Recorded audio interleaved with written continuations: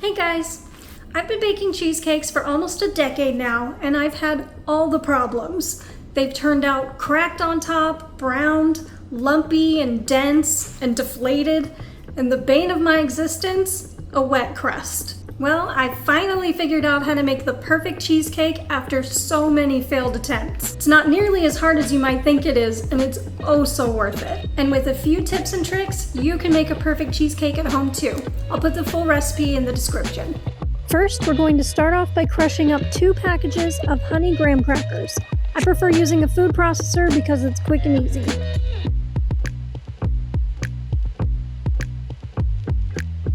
We're going to take 2 1/4 cups of crushed graham cracker crumbs,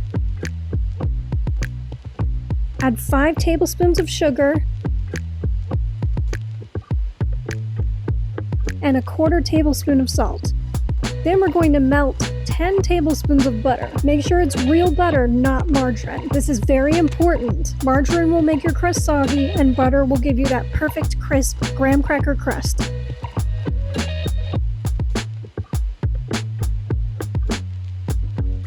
Mix it well and pour half of it into your parchment-lined pan. I recently got these silicone springform pan liner things, but I used to cut them out of parchment, and that worked great, albeit a little time-consuming. I like to use the flat-bottomed measuring cup to evenly press the crust down. First, press it flat all along the bottom.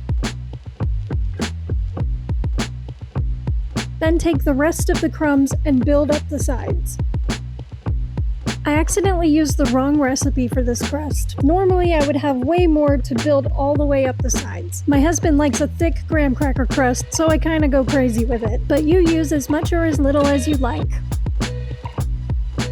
We're going to bake the graham cracker crust at 350 degrees for 10 to 15 minutes until it has that light toasted look, just ever so slightly browned. Then we'll take it out and put it in the freezer while we're preparing the batter. Now that you're done baking your graham cracker crust, get a big oven-safe pan that you can easily fit your 9-inch springform pan in. Fill with 1/2 inch of water and set it in your 350 degree oven and let it start warming up while you prepare the batter. Here comes the trickier part. There are so many ways this can go wrong. Make sure you use room temperature cream cheese and eggs. If you use cold eggs, it can kind of solidify the fats and make your batter lumpy. Then we're going to add 1/2 cup of sour cream. And this is the real game changer for me. Start adding 2 tablespoons of cornstarch to the batter. It'll keep it from cracking on top when it's cooking, so never skip the 2 tablespoons of cornstarch. Now we're going to mix this for 2 minutes or so until it's totally smooth and creamy. I'm using my stand mixer because I love it, but I have made this many times with a hand mixer, and that works great as well. You don't have to worry about over mixing at this point. I mean, don't go crazy, but it's pretty safe. Make sure to scrape the sides of the bowl and the bottom to make sure you've blended everything very well.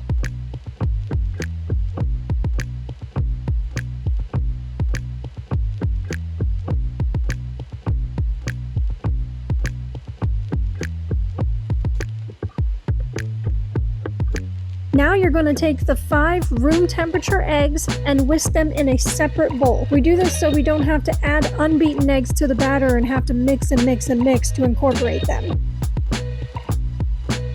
Once the eggs are added, over-mixing is a huge problem, so make sure they're well beaten before you add them to the batter.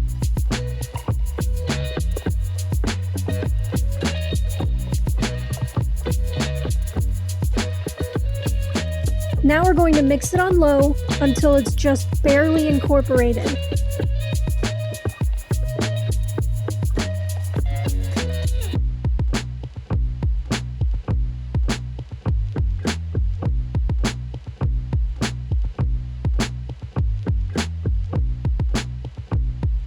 Then I'm going to take the whisk and scrape the sides and bottom of the bowl with it, and then very gently stir it in until it's just combined. Don't overmix once the eggs are incorporated. Very important. I'm going to leave this on real time so you can see exactly how long it takes me to mix and scrape the bowl. Now we're going to cook the cheesecake in the water bath. That means we take a bigger pan, put half an inch of water in it, and then set the whole cheesecake pan into the water and let it cook that way. This is a gentler way of cooking.